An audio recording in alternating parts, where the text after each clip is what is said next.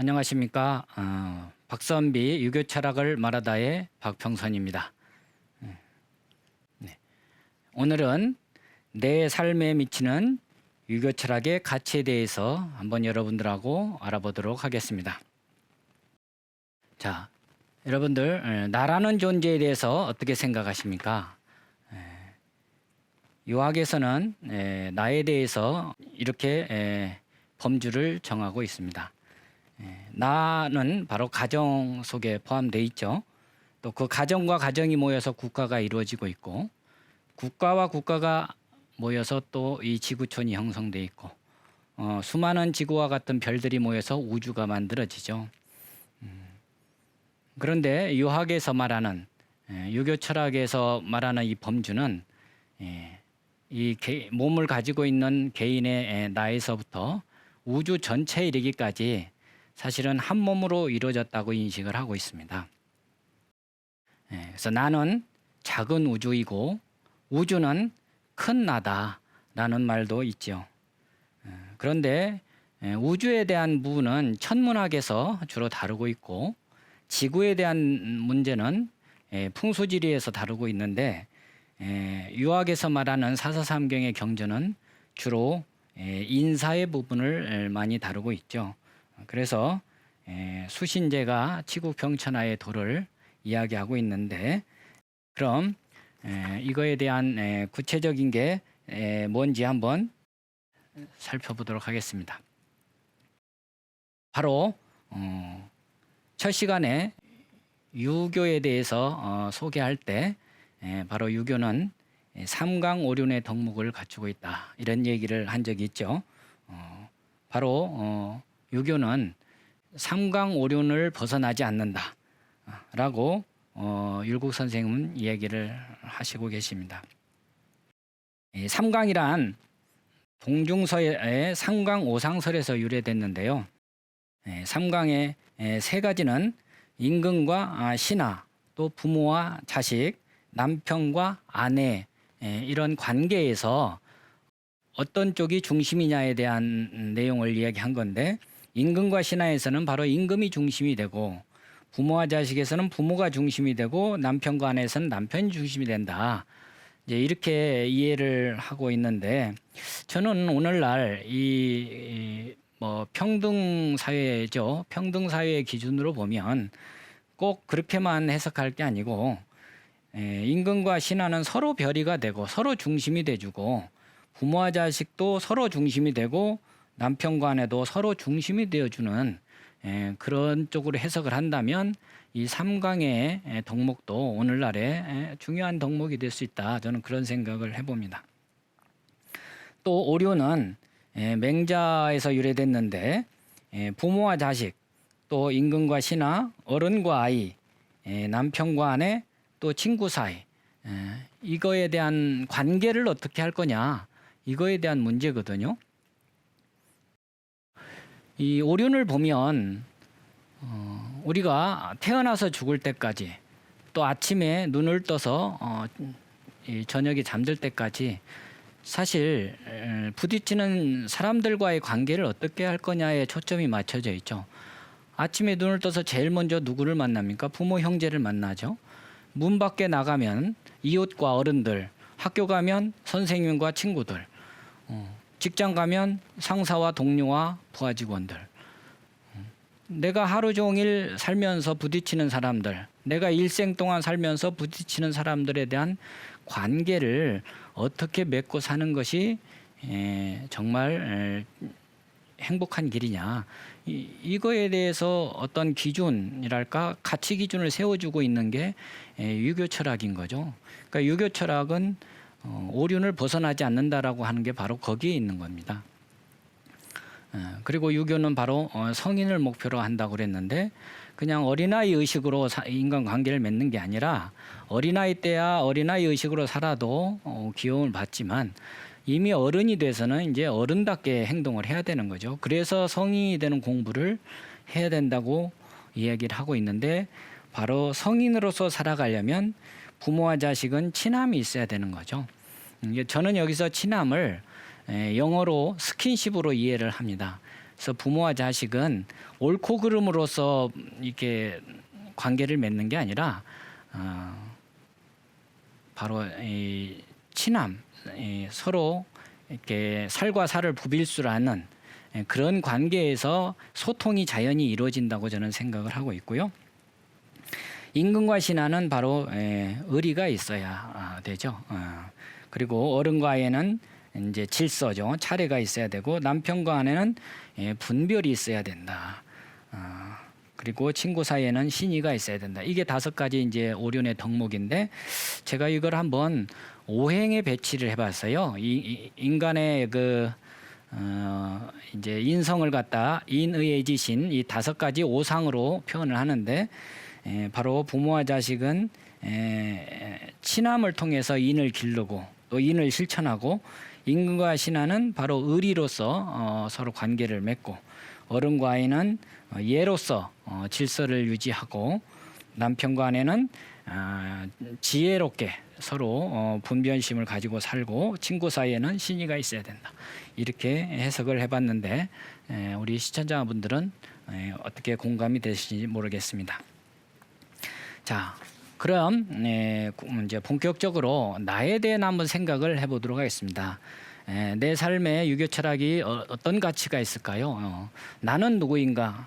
이런 질문은 아마 동서양을 떠나서 모든 철학자들이 궁극적으로 고민하고 있는 질문이 아닌가 생각을 합니다. 그런데 이제 성리학을 이렇게 완성시킨 건 주자인데 주자 앞서서 송나라 때 주렴계라는 분이 계신데 이제 태극도서를 짓습니다. 거기에서 인간을 포함한 우주 존재의 본질을 바로 태극으로 이렇게 규정을 하죠. 그래서 이 태극은 이제 뭐 도가에서 유래됐다, 뭐 영향을 받았다 이런 이제 설도 있긴 한데 어쨌거나 이 주렴계 선생은 우주가 바로 태극으로 만들어졌다.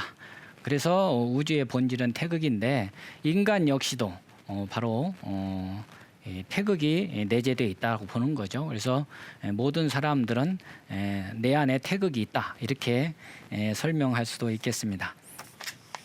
그러면 이 태극에 대해서 이제 이해를 하려면 바로 음양의 원리를 알아야 되는데 바로 음양은 태극에서 나오죠. 그러면 태극은 또 어디서 나오냐 이런 질문하니까 무국이라는 걸 또 하나 만들었어요. 그래서 무국이 태극이다. 그리고 태극에서 이름 일양, 음과 양이 나와 하나의 음과 하나의 양이 나왔다. 이제 이렇게 이야기를 하고 있습니다. 자, 그러면 이 음양의 원리가 가장 지금 잘 적용되어 있는 게 뭐냐? 오늘날 우리 문명사에서 과학 문명에서 최고로 발달된 게 지금 컴퓨터 세계죠. 이 컴퓨터가 바로 이 동양의 음양 사상이 유럽으로 건너가서 컴퓨터의 전신인 전자계산기가 만들어지는 계기가 됐어요. 그러면 지금의 이 복잡한 그 컴퓨터 세계가 들여다보면 결국은 이 음양의 원리로 만들어졌다는 거죠. 그리고 사람의 세포가 분열하는 것도 음양의 어떤 분화하고 비슷하게 일어나죠. 그래서 음 속에 또한 음양이 있고 양 속에도 음양이 있고 이렇게 끊임없이 이게 분화되는 원리가 바로 음양의 원리인데 음양의 원리 이외에 우리 한민족은 이 3태극의 원리가 있습니다. 그래서 음양은 2, 4, 6, 8 이렇게 짝수로 나가지만 3태극의 원리는 3, 5, 7, 9 이렇게 홀수로 이제 확장해 나가죠. 그래서 우리 한민족은 예로부터 천지인 사상을 가지고 있습니다.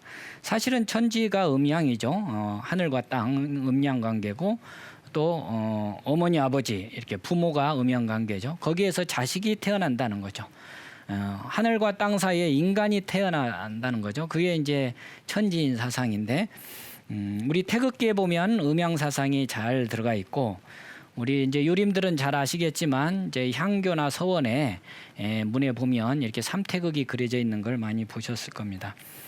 그렇게 해서 우리 음양의 원리가 우리 실생활에도 이렇게 많이 적용이 되고 있는데 음양의 이치를 알게 되면 우리가 많은 어떤 정보랄까요? 지식을 유추해낼 수 있는 힘이 생깁니다. 자, 음양이라는 것은 하늘과 땅도 음양이죠. 산과 계곡도 음양이죠. 그러면 산이 높으면 뭐가 깊어요? 계곡이 깊다는 걸 알 수가 있죠.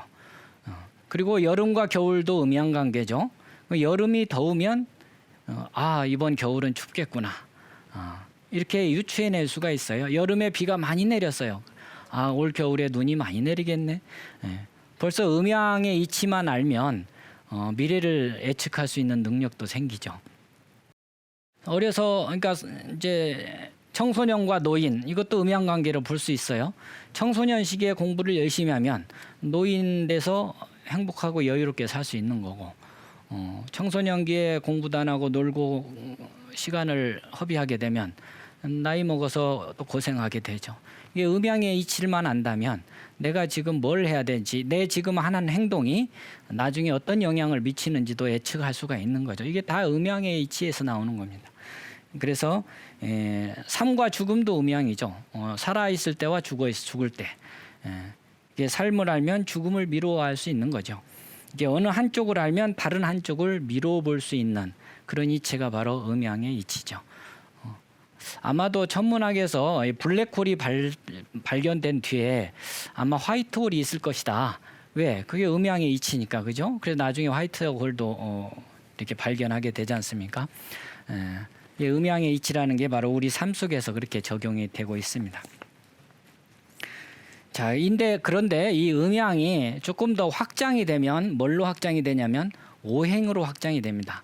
그래서 이제 오행의 원리를 제가 소개할 텐데요. 그래서 이 유교 철학의 어떤 근간에는 바로 음양 오행 사상이 상당히 중요한 자리를 차지하고 있기 때문에 제가 이렇게 소개를 드리고 있고, 음양 오행의 어떤 이치 원리를 이해를 하면 상당히 많은 어떤 정보량을 압축 파일을 이렇게 풀어내는 그런 힘을 갖게 된다. 우리가 요즘에 뭐 창의력을 많이 강조하는데요.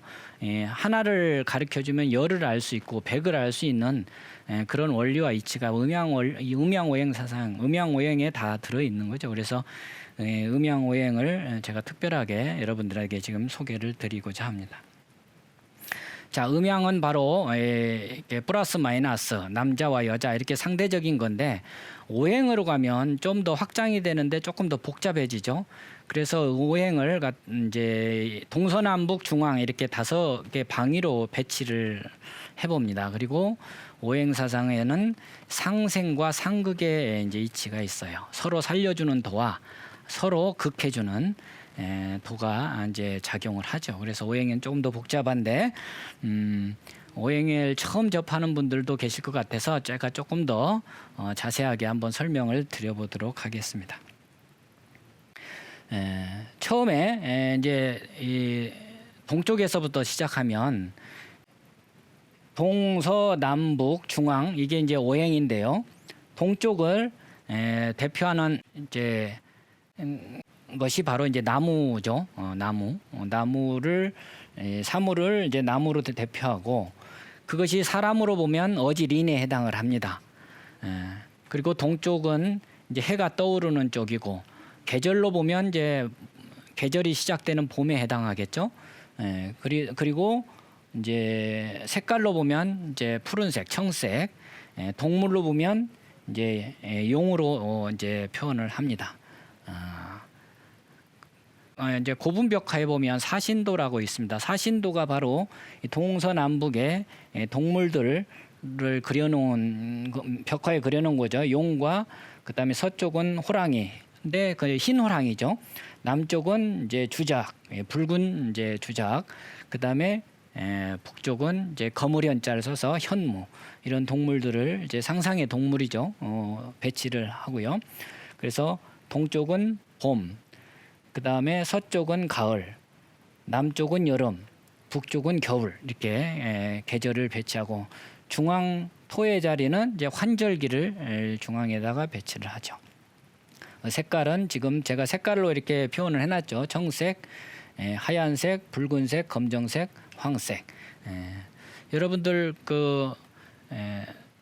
고속도로의 중앙차로가 황색인 것도 아마 중앙토의 자리에 있기 때문에 아닌가 이런 생각도 해봅니다. 조선시대에 한양을 설계할 때도 사대문이 바로 이 동서남북의 방위에 배치해서 만들어졌죠. 동대문을 갖다 흥인지문이라고 하죠. 서대문 도너문, 남대문은 숭례문, 북대문은 홍지문이고 광화문의 중앙에 토의 자리에 바로 보신각을 세웠죠. 이렇게 조선시대 때만 해도 조선시대 때도 그렇고 2000년 동안 우리 이제 조상들은 음양오행 사상을 기반으로 해서 우리 일상생활에 어떤 여러 가지 것들을 활용을 했습니다. 사실 우리 색동옷 같은 경우도 이 오방색을 이용해서 지은 옷이죠. 그래서 우리 의식주의 문화에서도 상당히 오행 사상이 이제 내재가 돼 있고요. 우리 그 주부들이 밥상을 차릴 때 뭐 영양소를 일일이 따지기가 어렵잖아요. 그러면 5가지 색깔의 반찬을 만들면 오행에 다 두루 갖추는 음식을 만들 수가 있습니다. 어떻게 보면 떡국 하나에도 오행이 다 들어있더라고요. 흰 떡이니까 하얀색, 그다음에 이제 계란 이제 들어가니까 노란색, 빨간 고추, 파란 고추, 뭐 검은 깨 이렇게 들어가서 떡국 하나에도 이 오행을 이용해서 만들더라고요. 자, 그러면 이제 이 오행이 이제 우리 여러분 일주일이 원리를 아십니까? 일주일이 바로 음양 오행을 합쳐서 일주일이 만들어져 있죠. 그래서 일요일과 월요일은 음양을 얘기하고 화수목금토가 바로 오행에 해당하죠. 우리 삶 속에서 이렇게 음양 오행이 적용이 되고 있습니다. 그렇게 자연으로 보면 수화목금토라는 그 이제 사물로서 이 오행이 설명을 하는데 그 아까도 말씀드렸지만 우주가 이 나와 별개의 것이 아니고 우주가 태극으로 형성되어 있는데 그 태극의 원리가 각자 사람에게도 다 태극이 있다고 그랬죠. 마찬가지로 우리 인간에게 그대로 오행이 들어오면 오상이라는 걸로 들어오는데 그것이 바로 인의의 지신이라는 우리 인성으로 설명이 됩니다. 그러니까 자연은 수화목금토라는 오행이라면 우리 인간 정신에는 인의의 지신이 존재하는 거죠. 그 인의의 지신이 바로 오행으로서 돌아가는 거죠. 그래서 그 인성의 특징을 제가 좀 설명을 드리겠는데요. 우리 조상들은 특히 유교 쪽에서는 인성은 바로 무유불선하다 이렇게 얘기를 합니다. 그리고 또 유순무강한 것이다. 저는 이 2가지를 제가 뽑은 이유는 인간의 본성은 선하다. 벌써 맹자께서 성선설을 얘기했죠. 인간의 본성은 선하다. 인의의 지신이 바로 인간의 본성인데 인의의 지신은 다 선하다. 금으로 치면 순도가 100%짜리 황금이다. 이제 이렇게 볼 수 있는 거죠. 그런데 그 인간의 본성을 이 시청원동, 이 보고 듣고 말하고 행동하는 거에 있어서 인간의 본성이 드러날 때는 유순무강으로 해야 된다. 순리대로 해야지 조금이라도 강요해서는 안 된다. 이렇게 이야기를 합니다. 그래서 저는 이 유순무강이라는 글자를 보고서 제가 유학에 대한 고정관념을 하나 깨트린 게 있는데요. 어렸을 때 이렇게 사극이나 어떤 책을 보면 선비들 하면 좀 고리타분하고 딱딱하고 막 엄격하고 좀 이렇게 체면을 너무 차리고 뭐 이렇게 억지로 뭐 하는 그런 인상이 강했거든요. 그런데 유순무강을 해야 된다고 이야기를 하는 순간 그런 것들이 억지로 남에게 체면 때문에 보여지기 위해서 그렇게 엄격하고 자기를 이렇게 틀에 가두고 했던 것이 아니고 그게 순리대로 자연스럽게 했던 행동들이었구나라는 이제 그런 생각을 하게 된 거죠. 그런데 이런 인성이 왜 그러면 100% 순금 100%짜리처럼 인간의 본성이 다 100% 선한데 왜 선하지 않는 사람이 나오느냐 이거에 대해서 유학에서는 이제 불승지환 때문이다라고 얘기를 합니다. 이 불승지환이 뭐냐면 이길 승자잖아요. 이기지 못하는 환란이라는 뜻인데, 이것도 주자 선생님께서 소학이라는 책에 이제 왜 소학을 유치원 때부터 가르쳐야 되냐, 바로 이 불승지환을 얻게 하기 위해서다라고 이렇게 얘기를 하고 있습니다. 이 불승지환을 현대 심리학 용어로 이제 좀 뭐 대별해서 말한다면 트라우마 혹은 내적 불행 뭐 이런 용어로 이렇게 얘기해도 될 것 같습니다. 그래서 사람마다 성장해 가면서 자기도 모르는 사이에 이런 불승지환이 생길 수가 있거든요. 그래서 인이해지신이라는 본성은 100% 선한데, 이게 드러날 때 이 저 불승지환이라는 어떤 안 좋은 습관 때문에 사람마다 각양각색의 성격들이 형성된다고 보는 거죠. 그래서 이제 공자님께서는 이 불승지환을 이길 수 있는 것은 바로 극기복례다라고 얘기를 하고 있습니다.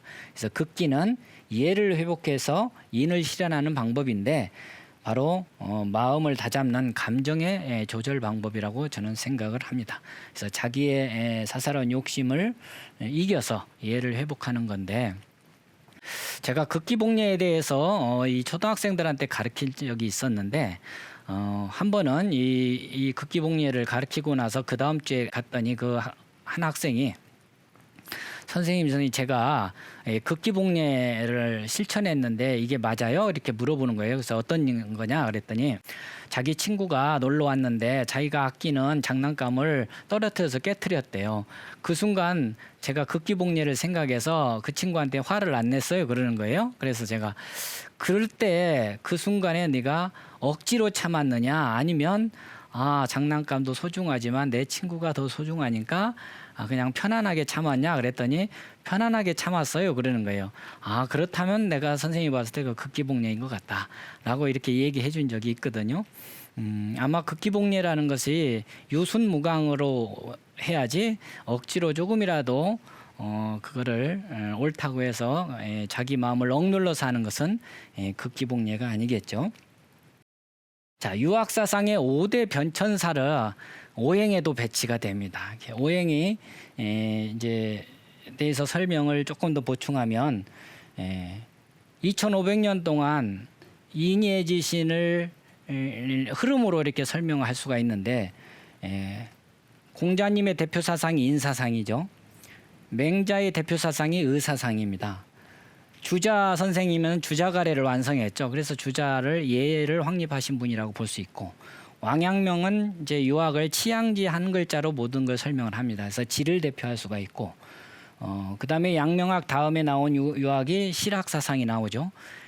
그래서 오늘날 바로 신의 시대다 저는 생각을 하고 있습니다. 그래서 오늘날 신용사회라고 말하는 것도 지금 우리는 중앙토인 신의 시대에 살고 있다, 이렇게 볼 수가 있죠.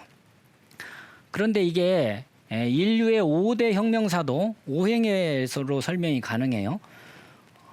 인류가 최초의 혁명이 농업혁명인데 바로 식량의 혁명이죠. 나무의 혁명. 제1차 산업혁명은 기계혁명인데 쇠의 혁명이죠. 2차 산업혁명은 전기혁명이니까 불의 혁명으로 보고, 3차 산업혁명은 수의 혁명인가 지식혁명이죠. 4차 산업혁명은 바로 흙의 혁명이니까 바로 이제 오늘날 초연결 시대. 흙이라는 건 우리가 땅을 밟고 살기 때문에 모든 것이 연결되는 그런 시대니까, 오늘날 4차 산업혁명이 초연결 시대에 우리가 살고 있는 게, 묘하게도 인예지신의 흐름과 이 우리 산업의 5대 혁명사가 같은 동서남북 중앙의 흐름으로 가고 있는 것을 볼 수가 있습니다. 이렇게 음양오행 사상을 알고 있으면 우리의 역사의 흐름도 예측해 나갈 수 있는 그런 안목도 생기는 것이 아닌가 생각합니다. 오늘 이렇게 내 삶에 미치는 유교철학의 가치에 대해서 살펴봤는데요. 여러분들은 어떠셨는지 모르겠습니다. 유교철학이 우리 삶 속에서 이렇게 다양한 형태로 존재하고 있는 것을 볼 수가 있는데, 앞으로 더 구체적으로 설명하도록 해보고, 오늘은 여기서 마치도록 하겠습니다. 여러분 경청해 주셔서 감사합니다.